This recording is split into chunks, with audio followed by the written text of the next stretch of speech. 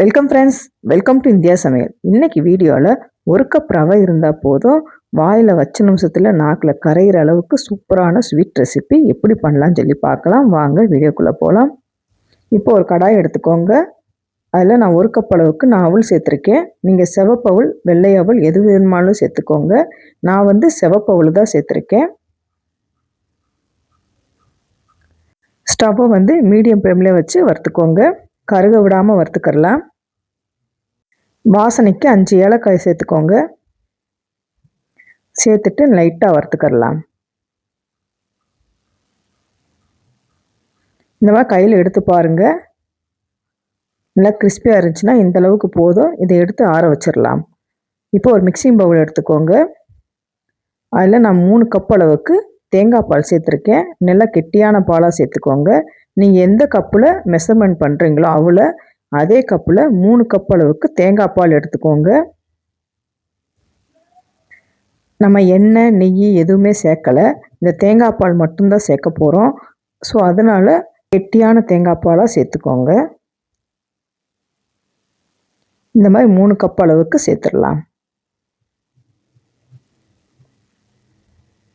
1.25 cup அளவுக்கு நாட்டு சர்க்கரை நான் சேர்த்துருக்கேன்.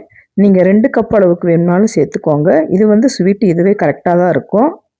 நீங்கள் நாட்டு சர்க்கரைக்கு பதிலாக வெல்லம் சேர்த்துக்கிட்டிங்கன்னா வெல்லத்தை கரைச்சிட்டு சேர்த்துக்கோங்க. இப்போ இந்த தேங்காய் பாலும் வெல்லமும் நல்லா கரைஞ்சி வரணும். இந்த மாதிரி விக்ஸை வச்சு நல்லா கரைச்சிக்கோங்க.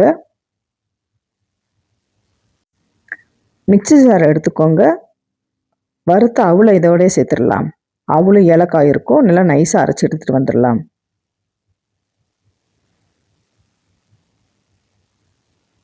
இப்போ பார்த்தீங்கன்னா இந்த அளவுக்கு நல்லா நைஸாக அரைச்சாச்சு. இந்த அளவுக்கு தான் இருக்கும். இப்போ இந்த பவுட்ரை தேங்காய் பாலோடு சேர்த்துடலாம்.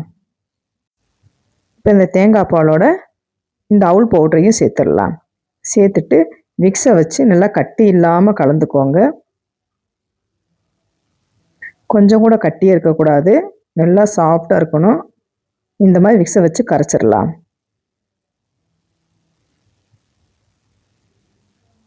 இந்த அளவுக்கு நல்லா கலந்து எடுத்துக்கோங்க. இப்போ ஒரு கடாய் எடுத்துக்கலாம். ஸ்டவ்வை மீடியம் ஃப்ளேமில் வச்சுக்கோங்க. இப்போ இந்த அவுல் மாவை சேர்த்துடலாம். ஸ்வீட் தன்மை எடுத்து கொடுக்குறதுக்கு 2 பிஞ்ச் அளவுக்கு உப்பு சேர்த்துக்கோங்க.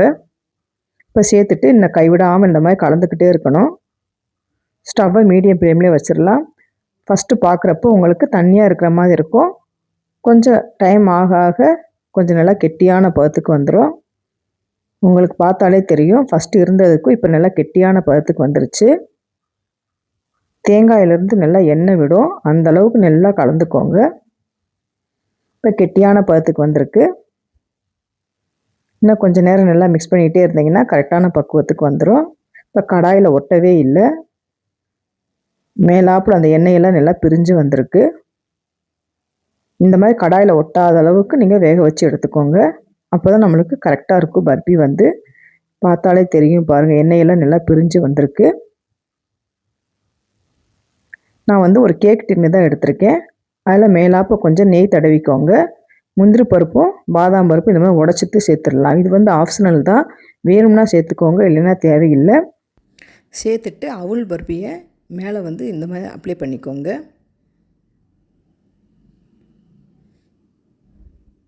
ஒரு ஸ்பூனை வச்சு எல்லா இடமும் ஸ்ப்ரெட் ஆகிற மாதிரி ஈவனாக இந்த மாதிரி பரப்பி விட்டுக்கிறலாம்.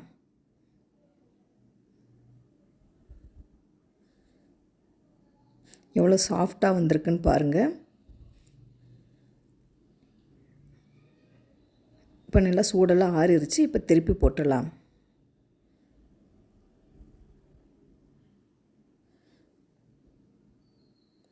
கொஞ்சம் கூட கடாயில் ஒட்டவே இல்லை.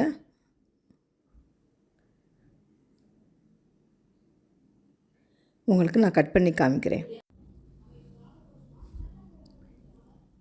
எவ்வளோ சாஃப்டாக வந்திருக்குன்னு பாருங்கள்.